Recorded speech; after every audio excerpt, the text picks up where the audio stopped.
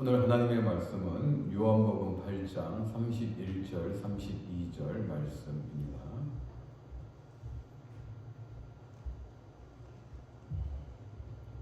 요한복음 8장 31절, 32절 말씀.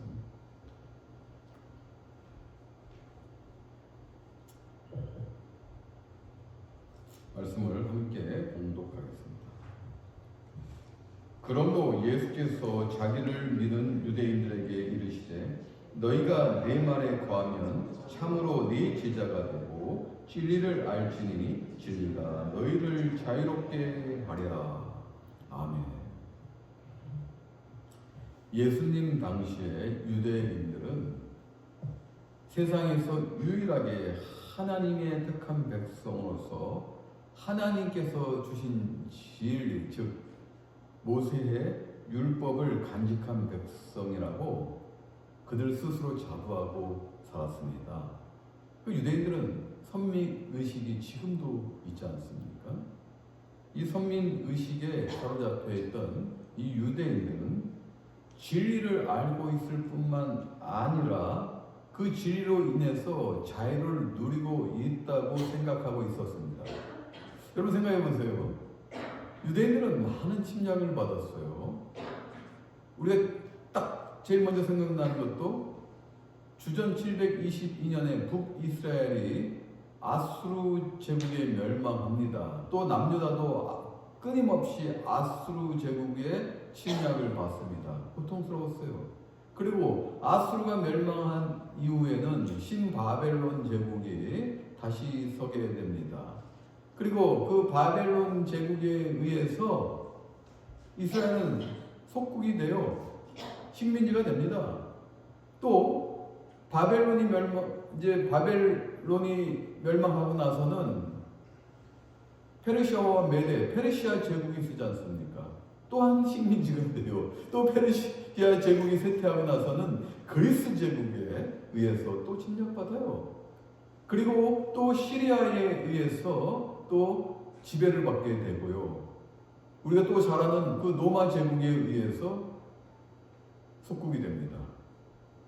이렇게 식민지의 역사예요. 그런데 이러한 가운데서도 유대인들은 우리는 진리 안에 자유롭게 살고 있다고 믿고 있는 것은 그들의 영적인 자각이에요.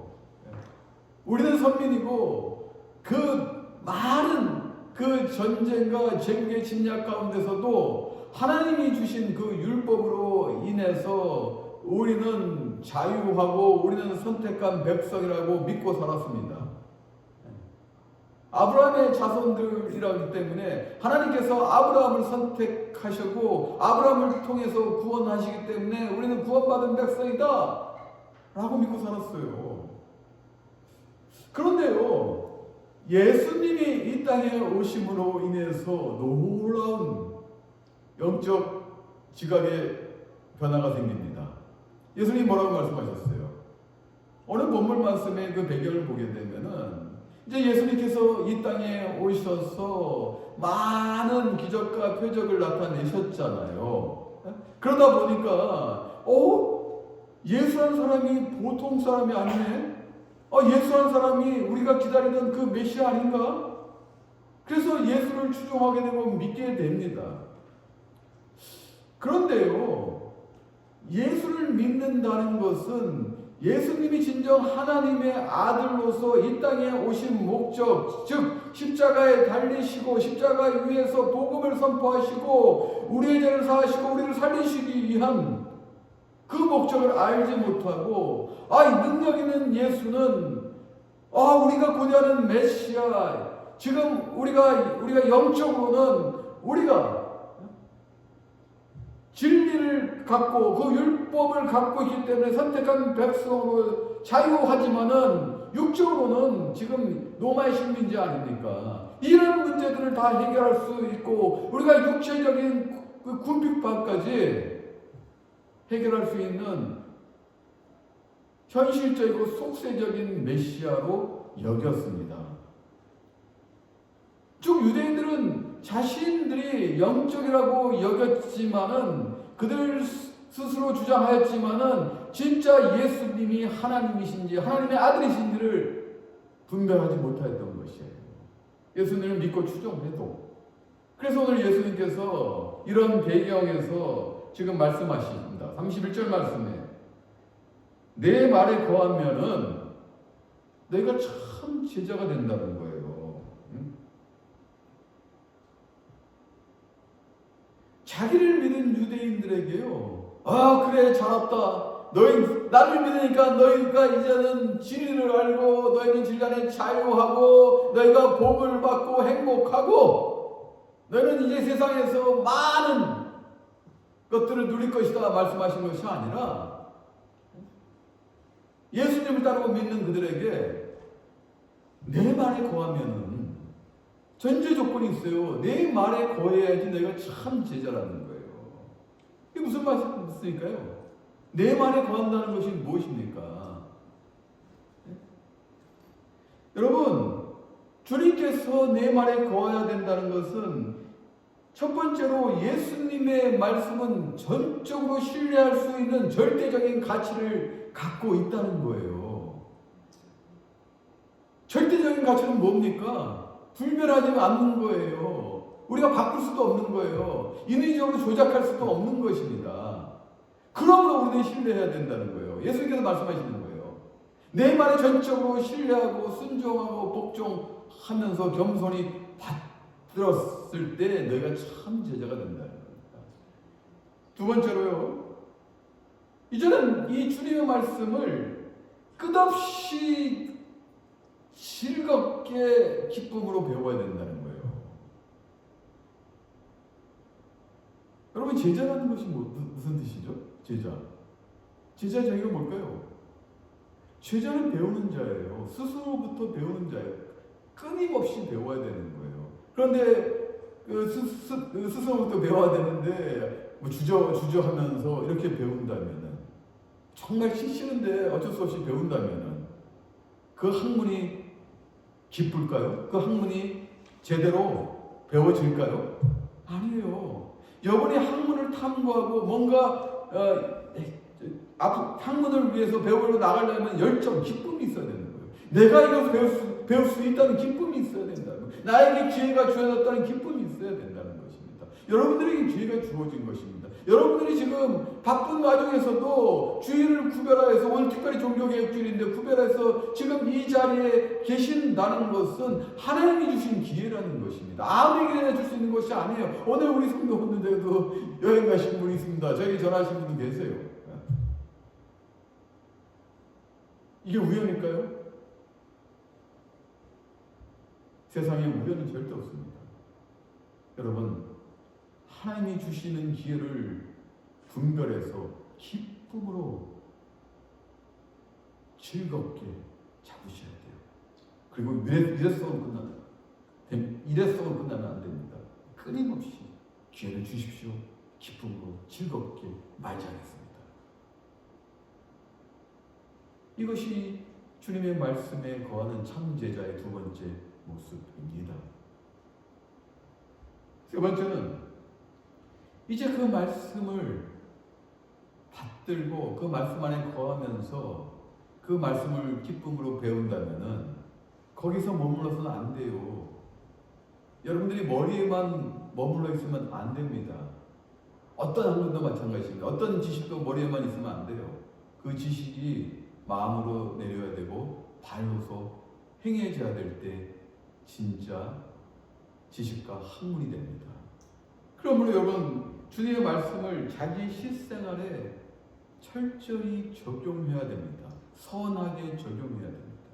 이게 세 번째예요.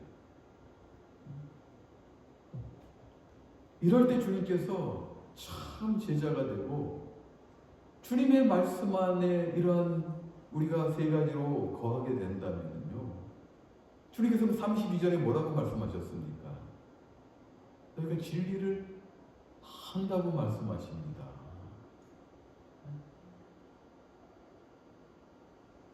이 진리가 뭘까요? 오늘 예수님께서 말씀하신 진리가 어떤 진리를 얘기하는 걸까요? 사랑하는 성도 여러분, 여러분들도 진리를 위해서 탐구하지 않습니까? 지금도 탐구의 여정을 보내고 있지 않습니까? 그것은 진리라는 것은 학문으로만 배우는 건 아니에요. 물론 우리가 뭐 과학이라든지 자연적 탐구를 통해서 진리를 발견할 수 있어요. 우리 가장 뭐 흔한 예로 그 뉴턴이 그 사과가 떨어지는 걸 보고 중력을 발견하듯이 이 자연을 탐구하면서도 우리는 진리를 발견할 수 있고 또 학문적 탐구도 있습니다. 그리고 또 법정에서 또 다투면서 진리를 찾아냅니다. 맞지 않습니까? 어떤 것이 참이고 거짓이고 진실이라는 건지 법정에서도 우리가 진리를 찾아내잖아요. 또 우리의 경험과 우리의 삶 가운데서도 우리가 진리를 찾아내잖아요. 그러므로 여러분들은 진리를 향한 탐험을 이미 하고 계시는 거예요. 그런데 그러면 여러분들이 추구하는 진리, 오늘날 사람들이 생각하는 진리는 무엇일까요? 특별히 포스모던 시대에는 내가 믿는 것 진리라고 합니다. 진리는 보편적인 가치를 갖고 있는 것이 아니라 내가 주관적으로 믿어도 진리라고 해요. 오늘날 그런 시대가 왔어요. 진리는 또 상대성이 있다고 하죠. 이런 거예요. 제가 지금 오른쪽 이 손잡이를 잡고 있잖아요. 그죠? 잡고 있잖아요. 여러분들이 보시기에 오른쪽입니까? 왼쪽입니까? 여러분들이 보시기에, 여러분들이 보는 시각에서는 왼쪽이잖아요. 나는 오른쪽인데 여러분은 왼쪽이에요.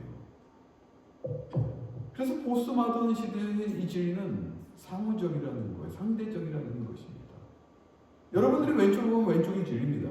나는 분명히 오른쪽이 진리인데 무슨 말씀인지 이해가 되십니까? 잔 한번 마실게요. 마십니다. 달콤합니다. 네. 여러분, 진리를 향한 탐구는 상당히 많아요. 이 대학교들도 이 표들이 보면은 진리라는 게 많이 들어갑니다. 예? 여러분 존스 홉킨스 대학 있지 않습니까? 여기 학교 표도요 라틴어로 되어 있습니다. Veritas vos liberaba. 이게 무슨 말이냐? 진리가 너희를 자유롭게 하리라. 그리고 캘리포니아 공과대학교도요 진리가 너희를 자유롭게 하리라. 이 표입니다.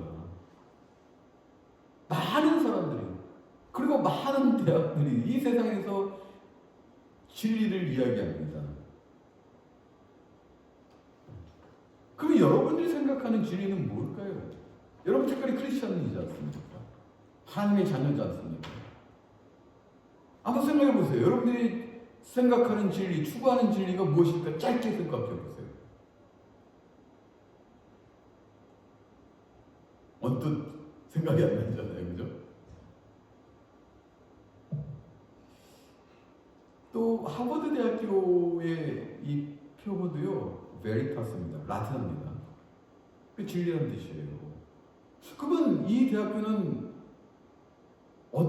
어떤 진리를 추구하고 있을까? 궁금하잖아요. 하버드 대학교는요 1636년에 미국에서 제일 먼저 생긴 대학교예요. 미국에서 제일 먼저 생긴 대학교입니다. 그런데요 1640년에 물론 1939년에 하버드 목사님이 이제는 재산의 절반을 기부하고 책 400권을 또 기부하면서 이제 명칭이 이제 하버드 칼리지로 이렇게 돼서 뭐 시작. 처음에는 하버드 칼리지는 아니었습니다. 뉴 칼리지로 시작한 걸로 제가 알고 있는데 어찌됐든 1640년대에요. 하버드 대학교의 표어가 베리타스 진리지 않습니까? 크리스토 앳 에클레시아. 이게 무슨 뜻이냐? 베리타스는 당연히 진리입니다. 크리스토는 당연히 우리가 해석했죠. 그리스도 에클레시아는 교회라는 뜻입니다.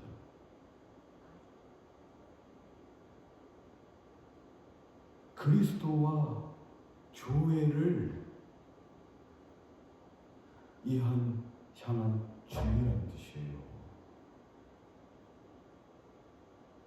그렇게 시작했어요.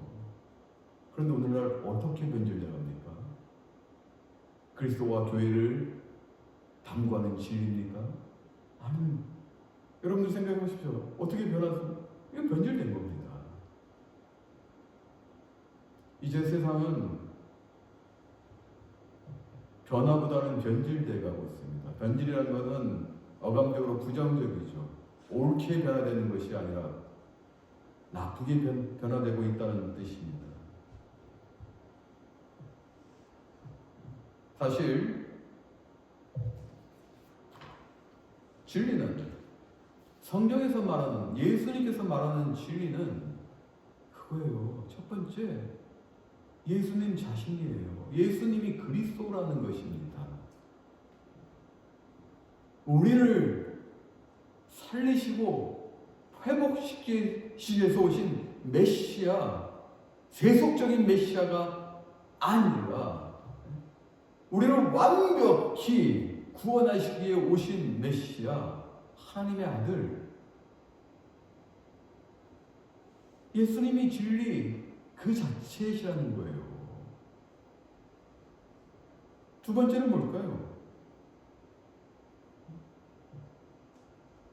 그리스도께서 이 땅에 오신 것은 아까도 제가 말씀하셨지만 현세적인, 속세적인 복만을 주시기 위해서 오신 것이 아니에요. 우리는 그 복도 누려야 됩니다. 그러나 그것을 뛰어넘는, 그것을 상회하는, 초월하는 영적인 복이 있다는 거예요. 그 영적인 축복이 예수님께서 십자가에 달리셔야 될 이유였습니다. 십자가에 달리셔야지, 예수님이 죽으셔야지 우리가 사는 거예요. 예수님이 하늘의 미랄이 되어서 땅에서 썩어서 문드러져야지 우리가 다시 열매 맺을 수 있다는 것입니다.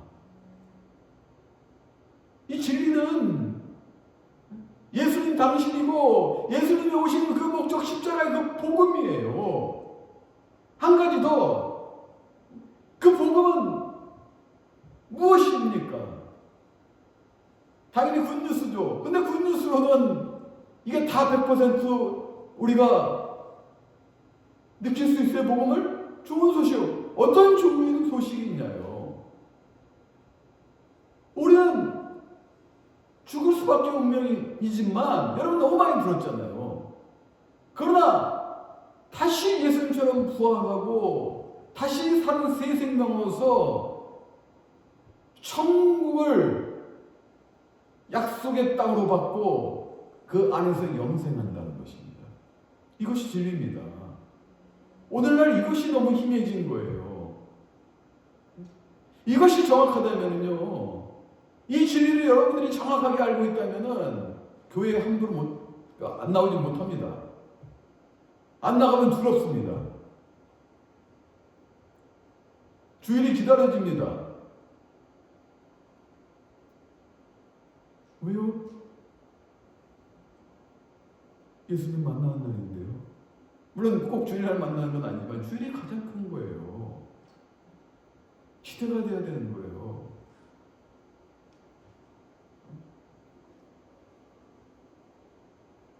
이 진리를 느껴야지 여러분들이 자유할 수 있는 거예요.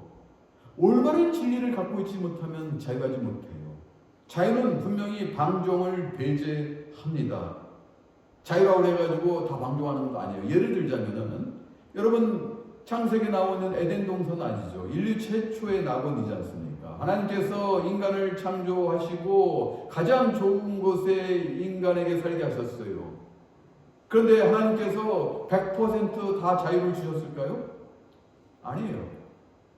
모든 나무의 실과는 다 먹을 수 있게 했어요. 다 자유를 주셨어요. 딱 한 가지만을 먹지 못하게 하셨습니다. 중앙 동산에 있는 그 나무의 열매만을 먹지 못하게 했습니다. 그거 선악과죠.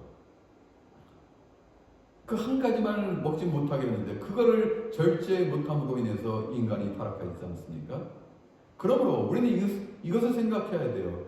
자유라고 해서 100%다 자유는 아닙니다. 물론 100% 누려야 돼요. 그런데 방종하면 안 된다는 것입니다. 절제할 때는 절제할 줄 아는 그 자유를 이야기하는 것입니다.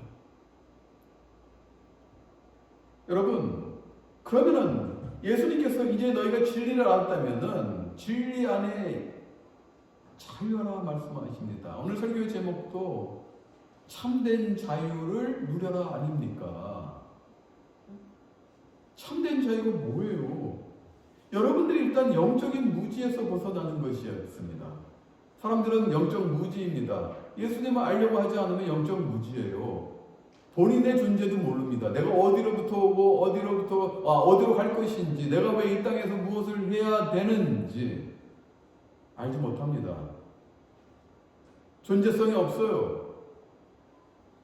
여러분들 어디로 가실지 알고 계십니까? 알고 계세요? 여러분이 가실 곳은 천국이잖아요. 우리는 알고 있어요. 우리는 정확한 방향성, 미래성을 갖고 있다는 거예요. 우리가 어떤 존재인지 하나님의 자녀라는 그 존재성을 갖고 있다는 거예요. 우리는 영적인 무지로부터 탈출하고 자유할 수 있었던 거예요. 우리가 영적인 무지에서 방황하는 것이 아니라 이제는 그 틀을 깨고 우리는 자유하고 있다는 거예요. 이 땅에서 살고 있지만 우리는 구별된 성도로서 하나님의 자녀로서 우리는 분명한 목적이 있고 우리는 가야 될 곳이 있습니다.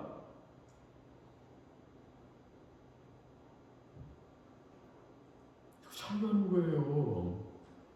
여러분 신분이 어떻든, 여러분의 재산이 얼마 갖고 있었든, 여러분이 어떤 직업을 하든, 어디에 살든, 여러분이 자유할 수 있는 것입니다. 이것 때문에 자유할 수 있는 거예요. 참된 자유입니다. 그리고요, 두 번째로 보면은, 많은 심리학자들도 얘기합니다. 우리의 무의식 가운데 두려움과 그 불안이 존재하고 있어요. 그래서 저도 느껴요. 아무 생각 없이 이렇게 우리가 멍 때린다고 하잖아요. 어떤 거에 집중해서 멍 때리다가도 진짜 아무 생각도 안 하고 싶은데 나도 모르게 두려움과 불안이 내 마음속에 자리 잡고 있더라고요. 희한하더라고요, 그거. 아니, 예수님 너도 그래요. 목사인데도 그래요. 그런데요, 인간은 늘 두려움과 불안 가운데 있다는 것을 느끼게 되는 거예요. 그렇잖아요. 그런데 여러분들 얼마나 더 불안하십니까? 여러분 직장 다니면서 요즘 또 여러 가지 경제 사정으로 인해서 회사들이 또 정리해고도 있을 수도 있고 또 기업하다 보면은 또 사업을 운영하다 보면은 여러 가지 외부의 변수로 인해서 또 그것을 지켜내야 되고 성장시키려면은 얼마나 두렵습니까? 얼마나 불안합니까? 가만히 있어도 심리학자들이 얘기하듯이 내 마음에 두려움과 불안이 있는데, 인간이 근본적으로 갖고 있는데 그걸 해결할 이유를 모른대요. 갖고 있는데 여러 가지 외부의 환경으로부터 여러분이 세상 살아가면서 가시밭길 걷잖아요. 험난한 길 걷잖아요. 여러분 꽃길만 걷습니까? 아니잖아요. 그 거력토는 두려움과 그 불안, 건강에도 그 두려움과 불안, 죽음에 대한 공포가 엄청나게 많습니다.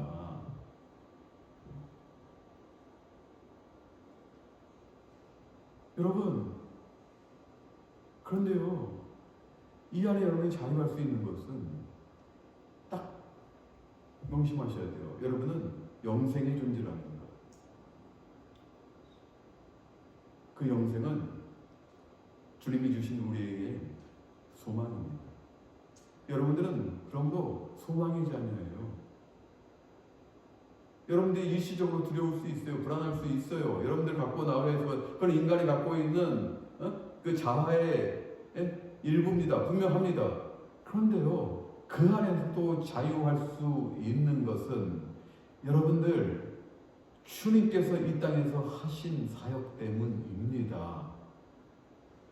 일시적으로 두렵지만은 나는 자유할 수 있습니다. 왜요?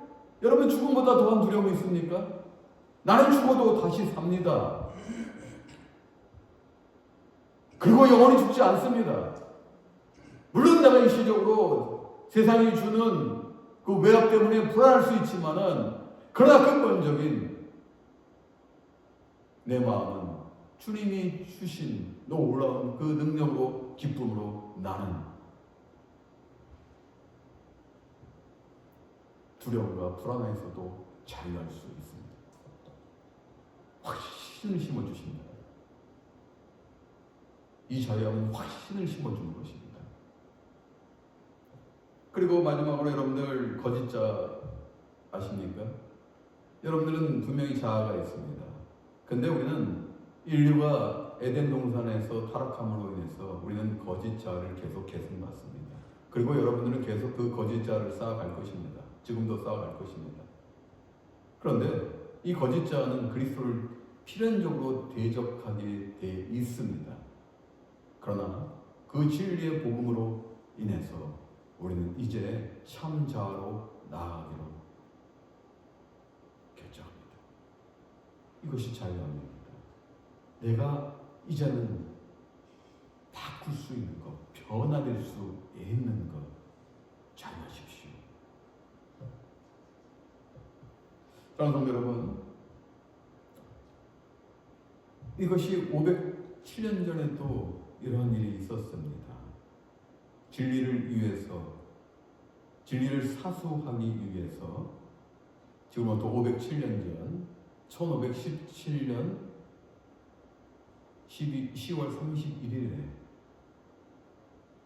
가톨릭의 한 사제가 목숨을 걸고, 그 당시에는 종교개혁이라는 표현을 안 썼습니다만 훗날 종교개혁으로 발전합니다만 목숨을 걸고 로마 교회에 대항합니다. 그 사람이 바로 마틴 루터예요. 그때 로마 교회는 상당히 부패하였습니다. 교황 중심으로 운영이 되면서 이권과 부패로 많이 타락했었죠. 그리고 그들은 베드로 성당을 더 크게 증축하기 위해서 또 면죄부를 발행합니다. 돈이 있어야 되지 않습니까? 여러분, 면죄부가 뭡니까? 죄를 사하여 주는 거예요. 근데 죄를 사하여 주는 것은 하나님 외에는 할 수가 없는데, 하나님을 대리한 로마 교황이 할 수 있다는 전제 아래 면죄부를 판매합니다. 이게 말이 됩니까? 이것이 종교교육의 발단이 된 거예요. 즉 여러분, 구원의 문제는 죄와 밀접히 연관되어 있습니다. 여러분들 죄의 문제를 해결하지 못하면 구원받을 수가 없어요. 죄를 다 제거해야지만 구원받을 수 있습니다. 그 당시 신앙의 핵심입니다. 유대인들의 믿는 핵심도 이거예요. 그래서 유대인들도 계속 선행을 베풀지 않습니까? 선행을 베풀면서 구원에 이를 수 있다라고 가르칩니다. 예수님 당시에도 그랬어요. 그런데 마틴 루터는, 이 사제는, 이 신학교 교수이자 이 사제인 마틴 루터는 그 구원의 문제로 고민하였습니다. 로마 교회의 부패와 또 그것뿐만 아니라 본인의 구원을 위해서 자신의 죄를 제하기 위해서 그 성당 앞에요. 성당 앞에 막 무릎 꿇고 피가 터지면서까지 막 무릎으로 막 계단을 올라가기까지 돼요. 그 고행을 통해서도 죄를 한번 제거하기 위해서 그 고행까지도 다 실행합니다. 하지만 그런다고 제거가 됩니까? 절대 안 됩니다. 마틴 루터는 어느 날 성경을 읽다가, 여러분 성경 그래서 읽으시는 게 중요합니다. 하나님께서 언제 역사하실지 모르니까. 성경을 읽는데 로마서 1장 17절을 읽다가 복음을 발견합니다. 놀라운 발견입니다. 복음에는 하나님의 의가 나타나서 믿음에 이르게 하나니 기록된 바 오직 의인은 믿음으로 말미암아 살리람과 같으니라. 하박국서 2장 4절에 나오는 그 말씀을 바울이 인용한 그 말씀을 성령의 인도하심으로 발견하게 돼요. 사실 하박국서 2장 4절에는 하나님께서 하시는 일이 비록 이해하기 힘들더라도 하나님을 믿는 의인은 그분을 잠잠히 신뢰하는 그 믿음으로 살아가야 된다는 거예요. 하박국 선지자는 바벨론에 이제는 그 침략을 이제 예언의 말씀을 받으시면서 너무나 고통스럽잖아요. 그렇지만 하나님이 하시는 데는 분명히 이유가 있을 것이다. 그러면 하나님을 믿는 의인은 묵묵히 하나님을 바라보며 신뢰하며 믿음으로 나가야 된다는 것이 하박국서 2장 4절의 말씀의 배경이에요. 그런데 이 말씀을 사도 바울은 더 확대해서 우리가 구원받을 수 있는 것은 믿음으로, 믿음에 이르게 하라고 더 확장하는 것입니다. 마틴루터가 이걸 발견한 거예요. 우리 행위로는 결코 우리의 죄를 제거할 수 없다는 것. 즉 예수님께서 십자가에서 달리신 것은 우리를 살리시기 위한 메시아의 거룩한 사역이고 복음이라는 것을 우리가 믿음으로 믿게 된다면 우리가 믿음에 이르게 되고 우리가 구원을 받아 살게 된다는 뜻이에요. 이 로마서 1장 10절의 말씀을 성령의 감동으로 발견하였습니다.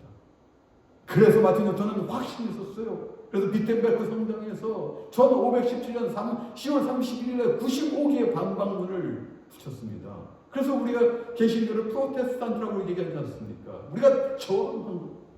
마틴 루터는 저항했어요.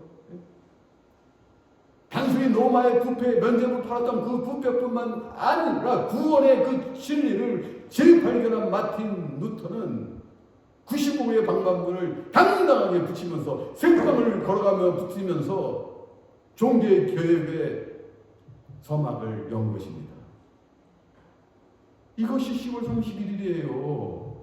이날에 여러분들 뭐 하세요? 세상 사람들 뭐 하십니까? 제가 어저께 뉴스를 봤는데요.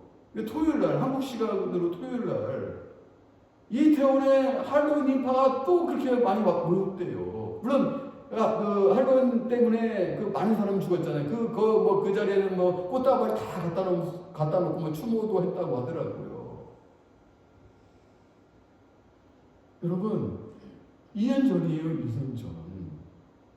인간은 망각의 동물입니까? 그건 아니네, 우리가. 추모 꽃다발 갖다 놓은 거 봐서는. 망각의 동물은 아닙니다. 불과 2년 전이에요.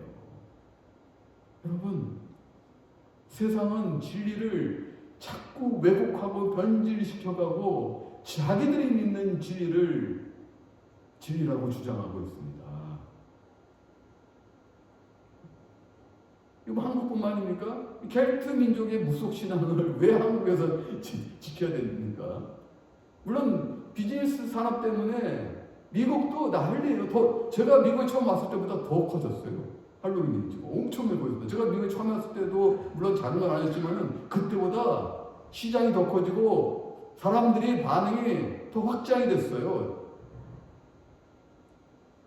할로윈을 즐기는 사람이 더 확장이 됐다는 거예요. 그런다면 우리는 어떻게 해야 됩니까? 10월 31일은 종교개혁의 날이에요. 507년 전에 마틴 루터가 목숨 걸고 구원의 진리와 그 세상의 부패에, 교회의 부패에 맞서서 싸웠어요. 그러면 여러분들은 어떠셔야 될까요? 그냥 세상 속에 나가서 순화되고 동화되고, 아이고 이거는 문화인데 교회도 이런 문화로서 받아들일 수 있고 서로 타협해야 되는 것 아닌가? 그게 변질입니다.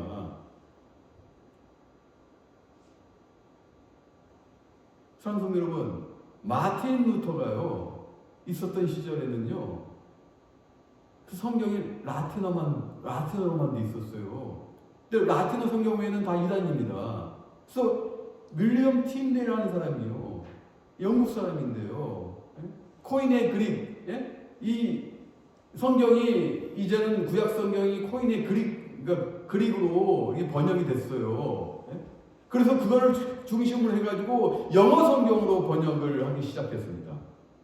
그러다가 1936년에 화형당하여 죽습니다. 이단으로요. 어떻게 성경을 번역할 수 있냐고요. 그 당시 일반 사람들 성경책 가질 수가 없어요. 사자들이 읽어주는 거, 2층에서 읽어주는 거, 아래서 읽는 말씀만 들어야 돼요. 여러분들처럼 읽을 수도 없어요. 귀한 성경 그 당시 성경은 너무너무 귀해가지고요. 그런데요, 영어 성경으로 번역하는 게 이단이라고 해서 화형당해 죽습니다. 여러분 1611년도에요. 킹 제임스 버전이 나옵니다. 최초로 라틴어 성경만 있었는데 라틴어 외에 성경, 영어 성경이 번역된 게 킹 제임스 버전 1611년도에요. 제임스 왕이 한 게. 근데 윌리엄 틴데일이 번역한 것의 70%를 그러니까 킹 제임스 버전에서 활용이 됩니다. 이런 시대에 목숨 걸고 자기 목숨을 걸어서 성경을 번역하다가 순교한 그런 시대에, 물론 마틴 루터보다 좀 앞서서 존경을 했습니다만은 그런 암울한 시대, 어두운 시대에도 목숨 걸고 신앙을 지키고 진리를 찾았던, 진리를 탐구했던 우리의 신앙의 선친들이 있다는 것을 아시길 바라겠습니다. 여러분이 그것을 유산으로 받으셔야 돼요. 그리고 그거를 유산으로 물려주셔야 돼요. 세상에서 있는 할명이다 뭐다 뭐에 이를 휩쓸려 다니지 마시고요. 믿는 사람은 그 진리를 왜곡하지 말고 진리에 흔들리지 말고 진리가 불변하지 않는다는 것, 그 복음의 진리, 그리스도가 우리를 살리신 십자가의 사역에서 보혈을 부으시고 우리를 다시 세우신 한 분이시고 그 복음의 능력은 지금도 역사하고 있다는 것, 전 세계를 돌고 있다는 것 믿으셔야 됩니다. 그럴 때 여러분들 다 누실 수 있어요. 이것이 확실하면요, 진리가 확실하면요 다 누릴 수 있습니다. 참된 자유를 누리십시오. 여러분들 이미 가진 자예요. 하나님의 자녀로 천국 소유했어요. 여러분들 이미 가진 자예요. 어떤 고난과 역경이 있어도 누리실 수 있는 거예요. 기쁘게 뭐 나는 이미 다 가졌는데 내가 못 가지고 뭐해. 다 가졌는데 나는 이제 주님이 나에게 주셨는데 이거 참된 자에 누리십시오. 누리시면서 변질되지 마시고 이 세상을 변화시키십시오. 복음을 변화시키는 십자가의 분병들 되시기를 주님의 이름으로 축원합니다.